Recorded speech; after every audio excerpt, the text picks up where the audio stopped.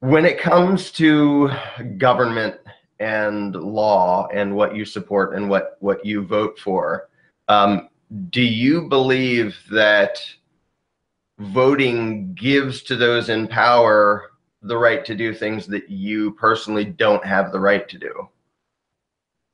Well, sure. That is what Thomas Hobbes referred to as the social contract. So in order for us to have this sort of society where we trade things, protect property, we do delegate a right to the state, fortunately through the mechanism of voting, not this monarchy garbage where we don't have a say. So yes, voting is a way of delegating a right to a group of people called the state that they have a monopoly on to allow society to exist. Okay, but to delegate a right you do have, like, do we agree that you have the right to, for example, defend yourself if somebody attacks you? Absolutely. Okay, now to delegate that right to somebody else, to whether you hire them or call them government or something, to delegate a right you have is one thing. I agree that you can do that. I'm asking, can you delegate to somebody a right that you don't actually have? For example, I assume that you don't think you have the right to come rob me at gunpoint, right? Oh, of course not. And thankfully, we have a government with a police force that would stop me from doing that to someone like you. Okay, but would you have the ability to delegate the right to take my money without my permission by way of voting, a right that you yourself don't have? No.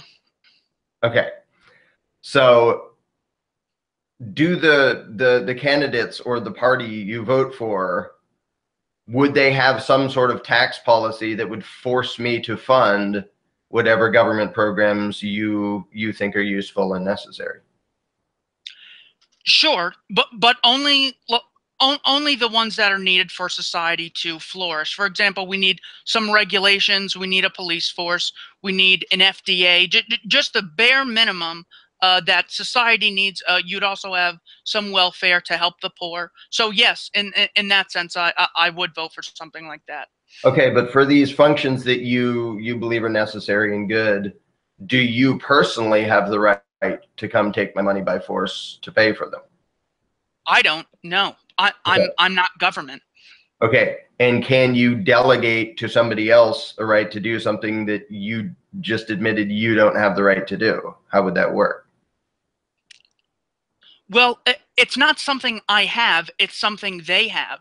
It is a social contract that we live by in society in order to have ourselves a marketplace to exchange goods, property rights, and such. So it's not me delegating it. It's something that the state inherently has. Okay, so all right, so it changed a little bit. So now it's not you delegating. So would you agree then that you couldn't delegate the right to take my money by force because you have no such right? Okay, yes. Okay. And would you say the same is true of every other normal individual, that normal people have no right to take my money by force, including for good things, you know, things they want and stuff? Yes. Okay. So, and would that include like 7 billion people on the planet? None of them have the right to force me to fund things against my will. Okay, yes, I'd agree. Okay. From what or where did the group called government get that right if none of the human beings on the planet had that right to begin with, and none of them can delegate a right they don't have? They got it from the social contract that exists in society, that they take some of our rights or our property in order for us to have civilization. But at what is the event that makes that happen? For example, if I came up to you and said, "Hi, I'm here to take your money because social contract," I'm pretty sure, wait, first of all, we both would agree that that's not okay, right? Me robbing you and saying social contract doesn't make it okay, right? Well, yeah, especially if like I don't get anything in return, like if you don't offer me protection or Okay. a regulatory state. If I rob you and then give you a sandwich, that's still not okay, right?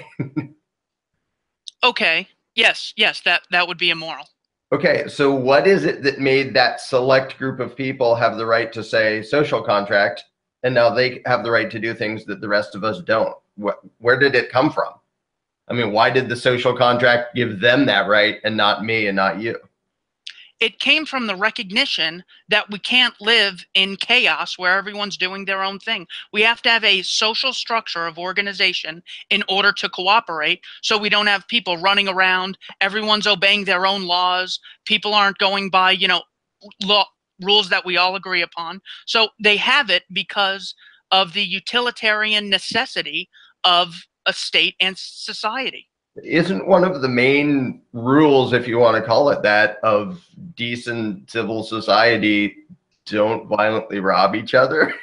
Like, isn't that sort of why you and I shouldn't rob each other and shouldn't run around robbing other people? To say that civil society requires them to have the right to rob us when you already acknowledge that it would be wrong for you to do it and wrong for me to do it, isn't that sort of weird to basically say, there has to be this thing called the social contract, which gives them permission to do exactly what is immoral and exactly what we don't want people doing in order to prevent people from doing what we don't want them to do? But I'm against people taking things by force. That's why I support government, because that's the only mechanism to stop such coercion from existing. Except that you acknowledge that it takes things by force. And it does, and you said that it actually has that right based on the social contract argument. Yeah, well, it does. You just have to take the state takes a small number of things. Sometimes they waste it, but thankfully we can vote. They take a small number of our property in order to protect the rest of it. That's something that's a trade I am more than willing to make. Okay, are you more than willing to make that if I'm the one doing it? If I come and steal some of your money, but then try to keep an eye out for you, because they certainly don't guarantee that nobody else is going to rob you. We have private thieves anyway. But if I come and take your money without your consent by force, and then I like keep an eye on your house and see if anybody else is robbing you, would that be moral and okay? See, if I can just rephrase the question another way to sort of say what I started with, is there any way in the world to alter morality such that something that's right, something that's wrong, that we both agree is morally wrong if I do it and morally wrong if you do it, that there are some people who have an exemption from morality, that it's okay for them to do basically bad stuff that would be bad if anybody else did it? Is it possible to do rituals and documents which actually make an evil act into a good act? Well, sure. I mean, things like slavery were bad, but fortunately, through the mechanism of government, we've stopped those things from happening. So government is the tool that we use to let society go forward. Wait, that's a perfect example, but in the other direction. Do you agree that slavery was bad even when it was legal? Yes.